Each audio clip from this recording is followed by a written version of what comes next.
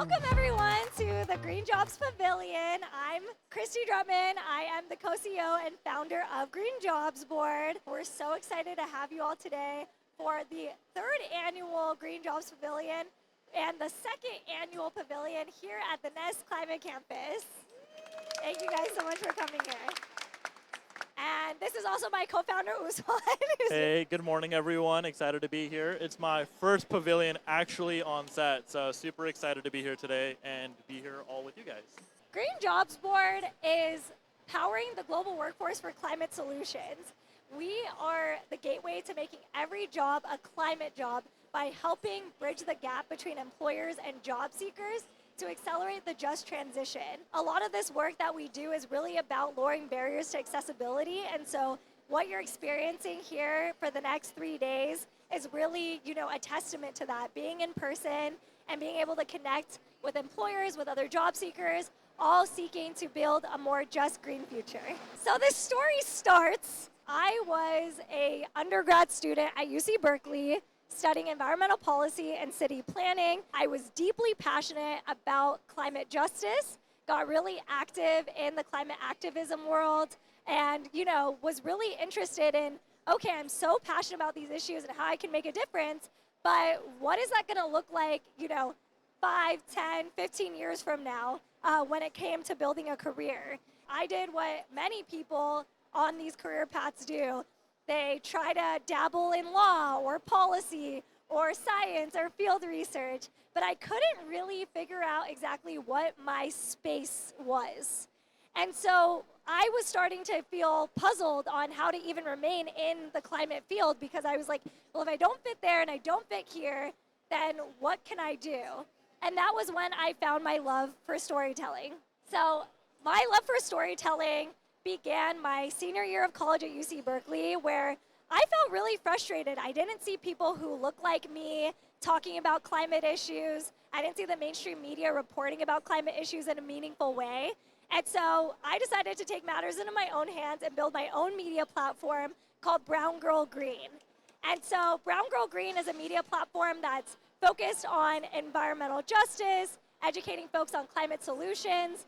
And I've met everyone across the board from, leaders in the White House and the US EPA as a former US EPA National Environmental Youth Advisory Council advisor. I've also worked with, indigenous folks on the ground in the Amazon fighting against deforestation and oil drilling. In all of those experiences across the green economy and getting to meet such interesting people, I felt like, why are these stories not being told, and why are these solutions not being documented in a meaningful way? As I was able to build momentum around that and was able to build Brown Girl Green, it made me ponder, what about when it comes to climate careers? If we're seeing so much diversity and the need for better storytelling about climate, what about the story about jobs and the future of the green workforce as well?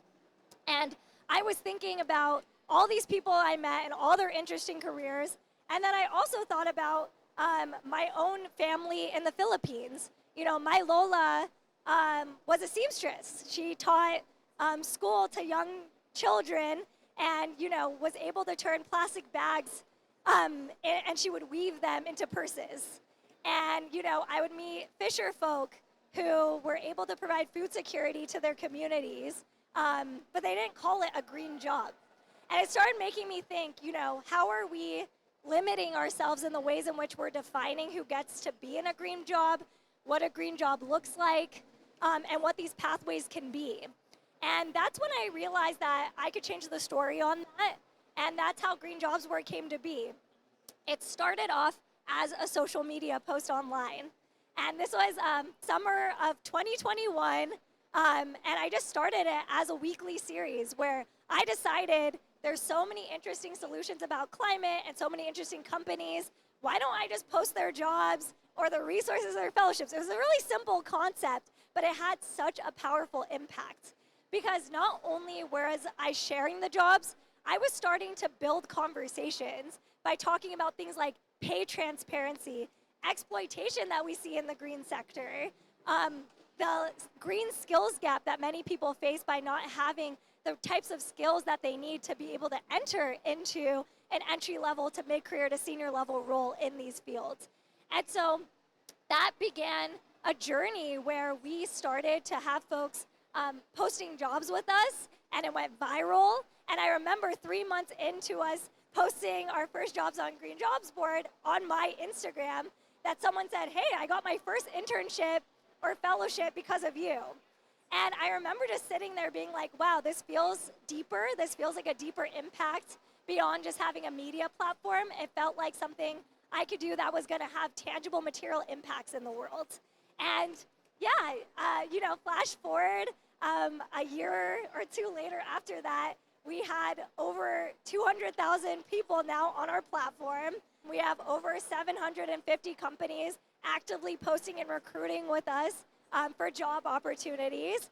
And we've hosted events. So we went from being, a digital media platform to now hosting events such as our expungement clinic in Compton, California, where we helped formerly incarcerated workers clear their records and actually find out about green job opportunities when folks went into the room and didn't even know what a quote-unquote green job was. And by the time they left, they were applying to the apprenticeship trainings. They were applying to jobs that we were able to put in front of them.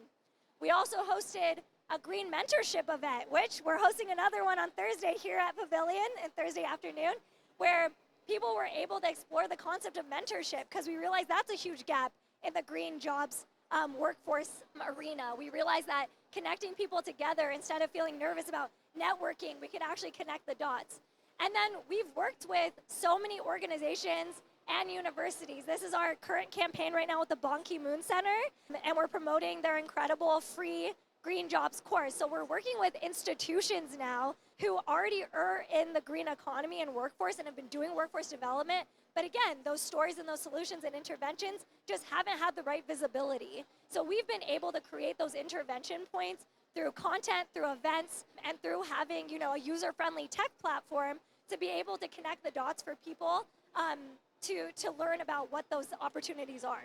We've also hosted a BIPOC Green Career Summit focused on bringing Black and Brown youth to talk about the climate conversation, because we also realize there's a lot of gaps in diversity, equity, and inclusion to bring more folks of color into these industries. And then, like I said, as you're experiencing now, we've hosted our Green Jobs Pavilion, and this is our third year doing it. And this all started from a social post. It all started because grassroots members like yourselves in this audience and all around the world told me, Kristy, you need to turn this into something bigger. What you're doing is something different. There's all these job platforms out there, but we were cutting through the noise by creating a curated space, a community-driven platform that was centered in equity, inclusion, and justice. And even more than that, I realized that if I was someone, despite all of my pedigree, coming from one of the highest universities focused on climate in the world, and I couldn't find a climate job, imagine so many other folks who don't have the access and the privilege to get that. And so I realized instead of trying to find a seat at the table, I decided to build my own table.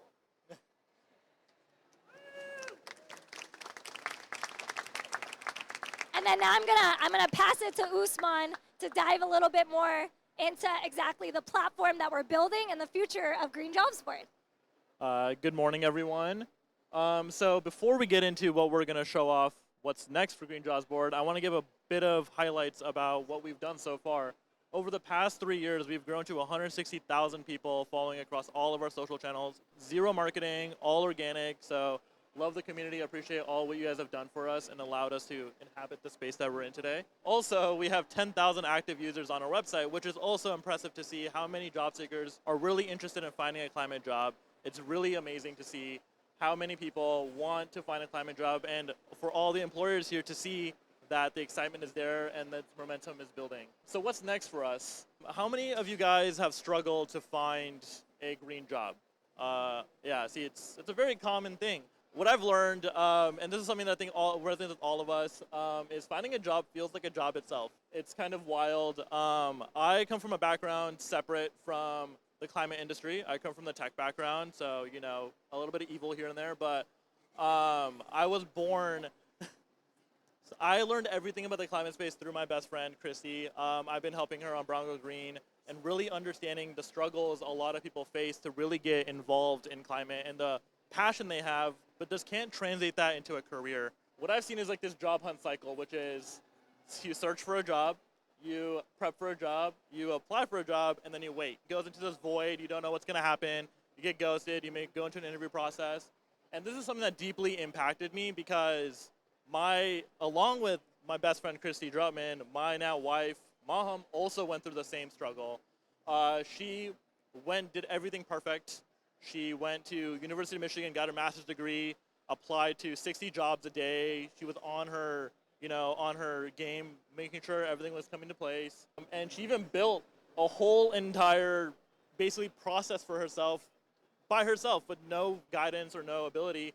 She formulated all these things because she had to do all these things just to land a job, which is wild. And so that led us to kind of say that, like, for all of you guys here, the experience here isn't really unique, right? Like, I'm sure all of you guys here have felt that need to go on LinkedIn every day, go into Google Sheets, or start to keep track of all your jobs, and to start keeping track of all your notes of all the interviews you've done, just so you don't repeat the same mistakes and get perfect every time. Practice the STAR method. You guys have to do everything just to land that one single job. And so we decided to build a tool called Pathways. Pathways is a tool created to help you understand where you are in your job search. The idea is we want to help you really organize what your job search really looks like. You will be tracking over 100 jobs. How do you know what stage you're in each one? How do you know how you feel about each job? How do you keep track of all those notes? How do you apply to them and make sure it's consistent? So this is kind of what we thought to do, was to build a collection of tools that allow you to track and understand where you are in the process, keep tabs on what's most important to you, as well as to find various paths you can take in the climate space. We also want to build a new type of profile, one that isn't centered around just a LinkedIn resume, but one that tells your story, your job story, your career story, that is more personal to you and tells more of a broader experience of you, whether that's the goals you have or what you really hope to accomplish. And then again, like we talked about earlier, we want to keep track of your job notes. We also want to have the ability for you guys to streamline all this process. So you can keep track of everything, all from a touch of a button. You don't have to worry about where was that note living in this one random doc, what Google Sheet you have to find this job you're tracking. It's all stored all the time for you guys. It makes it really easy to use. So yeah, that's Pathways. And I'm going to hand it over to Isaias, our senior strategic partner at the Green Jobs Board. So take it away, Isaias. Wow, that was so amazing. Thank you so much, Usman. Hi, everyone. My name is Isaias Hernandez. I am one of the co-hosts for the Green Jobs Pavilion, and I'm truly privileged to be here today for our second year.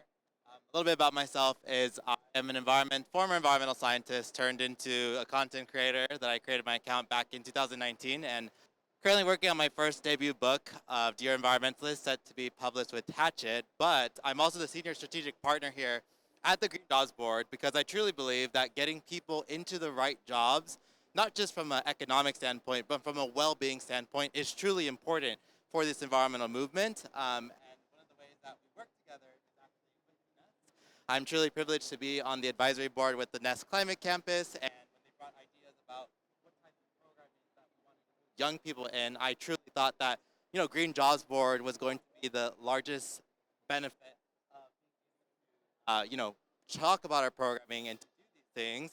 And yeah, I guess like in that end, I kind of want to share about my own journey of the green careers, just because I also had the very similar issues that back in 2018, I graduated with environmental science degree from Berkeley, and I thought, I'm gonna get my first environmental job in this nonprofit.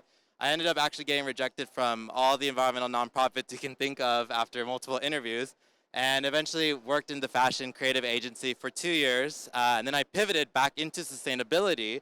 So there's always like pathways to that. Today, our unemployment rate is around 4.3%. And I know that for a lot of young people today, a lot of young people entering this job workforce are the ones being affected by this industry. And so we have to remember that there is not enough jobs currently right now for everyone, and that everyone's truly trying their best. But the good news about this is that we are seeing the largest amount of green growth in jobs happening in today's industry over the last 4 years. And many of these jobs are in the energy sector, the food sector, the policy sector. We're seeing a lot of new initiatives coming together for a lot of young people. And that is one of the most truly amazing things that we're seeing, because back when I was in 2018, I didn't really see that many jobs in sustainability, and to see that there's an increase in demand into these industries means that we're actually turning for a more positive way towards that solution. And a little bit about the Green Jobs Pavilion and what you can really expect here for the next 3 days is that we're going to be exploring multiple panels that explore different careers, how to take care of yourself, navigating these different industries, from even workshops. We also have professional headshots being offered for free on the corner on the left over here. So make sure you get your LinkedIn shot, make sure you connect with people. But we also want the Green Jobs Pavilion to kind of serve a place for a lot of people to connect with each other. We truly believe that like the only way to actually build and get into these industries is not just to connect, but build an authentic friendship with people. So please come say hello to us. We're open to talk to you all. Please say hi to the person next to you. Build those friendships out, because me and Kristy actually met sitting next to each other at a school club, and that's how we became best friends over 10 years? A little bit ancient now, 10 years now. So yeah, decade friendship. And the last thing I was gonna say is the best way that you can get in contact with us is to truly support the mission that we're doing. As a woman-founded company like Kristy and Usman, that is an we are truly really envisioning the future of Green Jobs Board, and we are not VC backed, so we truly believe that the ways that we have really grown this company together has been through grassroots community efforts, and the only way to continue expanding this is that if you scan the QR code, share us on social media, talk about us, recommend it to a friend. These are all very actionable things that you can do. Amazing. And yeah, throughout the week, if folks want to scan our QR code, sign up for our newsletter, everything helps to increase, our engagement, get more of our voices out to bigger audiences. And then, yeah, we have a Buy Me a Coffee link as a small business. Even $5, helps keep the lights on for us to keep doing work like this. So we really appreciate it. Also, as one last note, we also have a bunch of QR codes. We love using QR codes, by the way. QR codes on feedback. We want to get as much feedback from you guys as possible. We want to make next year's pavilion a lot better, as well as just our overall Green Jobs Board experience for all of you guys, so you guys can find truly where you belong in the climate space. And we're going to have a few ways you can do that. We're having surveys, actual printed surveys on the table there, so you can leave a quick note. It'll take literally less than 5 minutes, giving us some reviews on sessions you like, things you'd want to see more of at the pavilion. All of that data not only helps us when we're talking to employers on like what is the value of a space like this, so we can bring in more companies who are hiring, but it also informs us on like what really matters to you guys, so we know how to design programming that is impactful. So all of that data is super, super helpful. So if you guys are able to take a minute, grab one of those surveys that we have printed, but we also have QR codes, and we even have a guest book that we're going to put next to this amazing art piece, which we're about to introduce. And you guys can leave a note on what you thought about Pavilion throughout the day. All of those notes will go a far way. Amazing. So next, as a next step, I would love to introduce our muralist and our artist. Clap it up. From the Center for Cultural Power is one of our incredible media partners who's going to be able to introduce this piece that you guys are going to be able to interact with throughout the week. So Julio, take it away. Thank you. Hi, everyone. It's so weird that I can't hear myself, but you can hear me.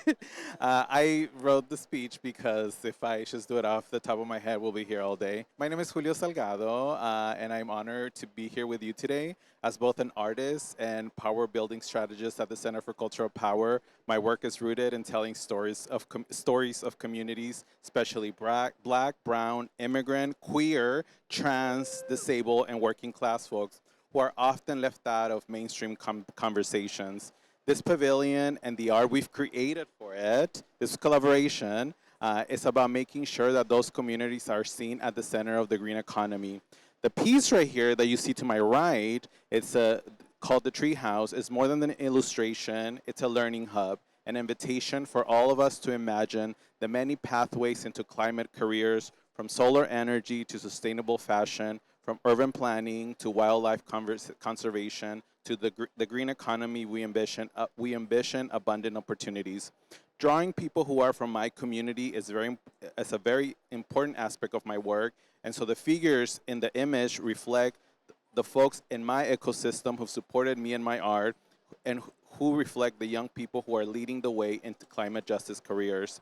But these aren't just jobs. They're about resilience, belonging, and building a future where our communities can thrive in the face of climate change and displacement. My hope is that you walk through this pavilion, you see yourself reflected in this vision, and feel inspired to find your climate space. We're excited to share this piece as part of Culture Power's Rooted in Joy campaign, working with artists such as myself and partners like the Green Jobs Board to commission art that's vibrant counter-narratives of BIPOC-led community climate solutions. Thanks to Green Jobs Board and all of you for being part of this work. And take a picture. Come over. Yeah, definitely make sure. Thank you so much, Julia. Definitely make sure throughout the week you guys take pictures in front of this mural. Tag us on your stories at Green Jobs Board. Really amplify, the movement as well as Center for Cultural Power as well on social media. Everything helps. So incredible. So now let's get to the actual pavilion. I'm super excited to introduce our next speaker, who is going to lead us in a wellness and grounding exercise from Generation Green. Generation Green offers a political home for Black folks around the world to come who are climate activists and environmental activists. Our ecosystem offers a range of training resources, knowledge, and wellness support that a lot of folks throughout the diaspora desperately need. And we're happy to be able to provide this space as much as we can. And we're always navigating through an iterative process to make sure that we're meeting people where their needs are and we're connecting them with all the things that they need. So that is a little bit about Generation Green. We center care and wellness a lot in our activism and our movements and our trainings. So we really want to make sure that, while we're working for environmental liberation across all fronts, that we're also taking care of ourselves and that we're also centering care in our communities across the board. So we understand that if we burn out all the time, we're not really going to be able to sustain the future and the vision that we're all trying to work towards, all of us in this room right now, every single day. So that's why I'm here, to offer a lot more care and wellness and healing support where sometimes it may not be centered. So with that, I would like to lead us into a grounding meditation. It will be a body scan. I don't know if anybody's ever done a body scan meditation before by show of hands. Okay, so it can be pretty nice, especially. So I'm just going to lead us through a really grounding meditation from head to toe. And first, we're going to ask everyone to get comfortable. If you're not comfortable already, I encourage you to get more comfortable. And if there's anything in your, it's cool. I would say don't if you're holding on to something real tensely, I would encourage you to relax that from your hands. Allow your limbs to be free as you can. And together, we're going to take a deep breath. As you would like, close your eyes. Take a deep breath, and when you take a deep breath, bring your shoulders up to your ears, squeeze it, squeeze your face a little bit, squeeze your fists, and on the exhale, let it all go with a sigh. We're gonna do that a few more times just to loosen up. Again, breathe in, and let it out. One more time, breathe in, squeeze, squeeze, and hold, and now breathe out. Excellent, excellent. Take a moment to allow those sensations, feel them, feel your body, feel your breath. And now I'm going to encourage us to take a few more deep breaths just to center us a bit more. And when we're breathing, I would invite you to also set an intention for today, for the week, for the rest of the year, something that is really personal or that's uplifting for you. So on our next inhale, breathe in. 2, 3, 4. Breathe out. 2, 3, 4, 5, 6. Now breathe in. And when you reach the top of your inhale, repeat that mantra or meditation or intention that you would like to embody. And now let it out. Now, as you breathe it out, it's surrounding you, enveloping you. Again, breathe in. 2, 3, 4. Hold it at the top again. Squeeze, squeeze. And breathe out. 2, 3, 4, 5, 6. Lovely, lovely, lovely. Now, again, take stock of how you feel. Notice the little inklings. Notice if your breath feels a bit calmer. Notice how you feel repeating that mantra one more time. And now I want you to bring your attention to the top of your head. Breathe in to the top of your head. Maybe you'll notice some slight vibrations. Breathe in a calming sensation into the top of your head. And when you breathe out, imagine any stickiness, any heaviness, any tension, stress, or anything you may have been carrying up until this point, just breathe it all out. Imagine it leaving your body as a gray smoke, returning to the earth, returning to the ether, returning to the cosmos, everywhere. You don't have to carry that anymore. Now we're going to go to our forehead. Breathe into that space. Breathe in a calming sensation. Breathe in your mantra. And now breathe it all out. Again, imagining tension and stress leaving your body. And now your eyes. Breathe into your eyes. Our eyes get so strained sometimes. And on your exhale, breathe out that strain, that stress. Let it all go. And if you ever need a shake at any moment of time, just let it out. Shake a bit. Shake your hands, shake your feet. Now we're going to breathe into our lips, our mouth, our nose. Send some of that calming, that loving energy into that space. And now you can breathe it out. Breathe out the stress, the tension, the buildup. Maybe words that you should have said that you didn't, or things that you said that you didn't like. Breathe it out. Let it go. It's okay. We're here now. Breathe now into your neck, your throat, your chin, that lower area here. Imagine also a loving, calming energy coming into yourself, that loving kindness. And on your next exhale, breathe it all out. Sigh even. Make a noise if you need to as you're breathing out. Now breathe into your shoulders. Notice if they're up tall, up tight, if they're stressed. And now breathe into them and relax them. Breathe and bring them down some more. Lower, lower. If they're up close to your ears, just, let that stress go. The weight, the burdens, whatever may be on your mind, let it go. We're going to breathe into the shoulders one more time because I know that's a place where I hold a lot of tension. Breathe in one more time to the shoulders. And let's let it go. Let it go. Next, we're going to breathe into our chest and our heart space, a space that we really need to really help govern us through these times, through the work that we're doing. Breathe that loving, calming energy into your heart, that loving kindness that you may need every single day. Breathe it in. Let it expand you. And on your exhale, breathe out anything that doesn't speak love and kindness. Breathe it out. Let it go. Into the earth, into the sky, into the surroundings. Gaia knows what to do. We're going to breathe into the heart one more time. Breathe in. And on your next exhale, breathe out the loving kindness. Now you're surrounded with this space, this energy. Your aura today can be surrounded with this loving kindness. Next, we're going to breathe down into our gut, our belly, our other brain that governs so much of our life, that loves us, especially when we love it too. And breathe that loving kindness, that calming energy into your gut. And when you breathe out any shame or discomfort, any grief that may be stored there.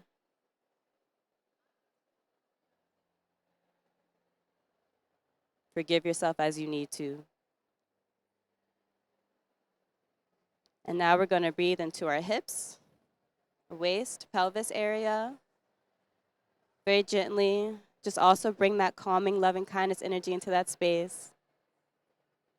Breathe in deep, allow your belly to expand.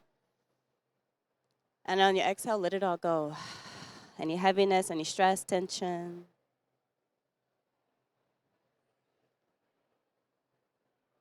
Next, we're going to focus on our arms. So the whole of the arm, breathe into your arm. Notice if it's like super stressed, tense. And breathe it out by shaking it. On your exhale, shake out your arm. Breathe into your hands now. Flex and clench as you can. On your exhale, breathe, shake it out again. And now we're going to go into our thighs here. These monsters really help to keep us here. They help to keep us walking and do all the other beautiful things we can do. So let's breathe some gratitude now into our thighs. Everything above the knee, thighs, hamstring. Some loving kindness. And on your exhale, breathe out any stress, any tension, anything that doesn't belong there. That's old, stagnant. Breathe into your knees now. Gratitude, calmness, joy. And now breathe it out. Now breathe into your shins and your calves. They also do a lot of amazing work for us. And when you breathe in, send some gratitude to them. Thank them for their service, for the way that they help you, keep you stable every single day. And breathe out what no longer needs to be there. Now send your awareness to your ankles. Roll them out if you need to. Remember, you can stop and roll out your ankles and shake your hands at any point in time today. And on your next exhale, I want you to send your breath and your attention down to your whole of your foot, your toes, the soles of your feet. If they're a little tense, breathe into that tension and breathe it out. And now do one last scan. Inhale from head to toe, toe to head. Scanning if there's anything, any other tension, any other stress that's kind of still lingering there. It's okay if it's there. Just breathe into it. Know that you're here for it. Know that you honor it. And know that you're allowing it to move and flow as it needs to. It doesn't have to stick and stay anymore. It can move and flow. Energy wants to move. It likes to move. We just like to keep it in place sometimes.